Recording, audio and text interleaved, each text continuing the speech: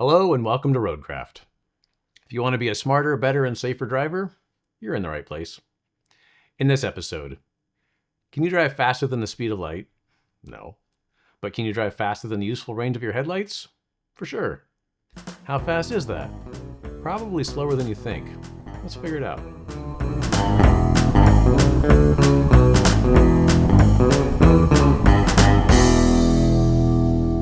You're being lied to.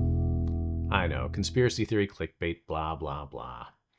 But the lie I'm talking about isn't coming from the government or from Hollywood. It's from your own brain. Next time you drive at night, your brain will tell you that you can see better than you actually can.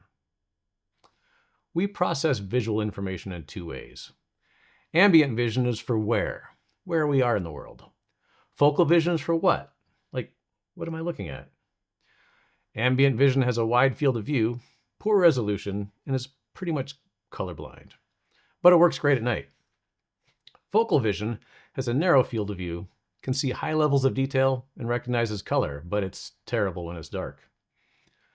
The problem is, we don't need a lot of light for keeping our car in the lane, the where part of seeing.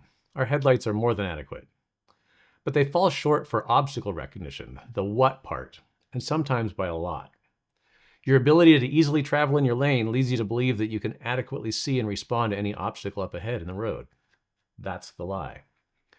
Headlight tests show that low beams provide enough light to see a non-reflective object, like a human, at sometimes as little as 300 feet, and high beams reach up to 500 feet. That would give you a maximum speed of 39 miles per hour at the low end and 55 at the top before overdriving your headlights. But that's an overly optimistic result based on ideal circumstances. Even if headlights reach that far, drivers don't notice obstacles at that range. When a pedestrian in dark clothing approaches a roadway from the right, the average driver spots them at 150 feet. When approaching from the left, it's cut in half. Now, if you're puzzled about the difference, it's easier to spot pedestrians approaching from the right because car headlights are aimed slightly toward the right to reduce glare for oncoming traffic. We can figure out vehicle stopping distances. With a perception reaction time of 1.5 seconds, the standard for an attentive driver, at 25 miles an hour, it takes 85 feet to stop. At 35, it's 135 feet. At 50, it's 230 feet. Those distances only get longer if road conditions aren't ideal or if the driver isn't looking at the road when the hazard emerges. Conceivably then, even at 25 miles an hour, a driver might not spot a pedestrian approaching the road until it's too late. And think about all the rural roads with 50 miles per hour speed limits. You're less likely to encounter pedestrians, but if a deer wanders out in front of you, both the deer and your fender don't stand a chance.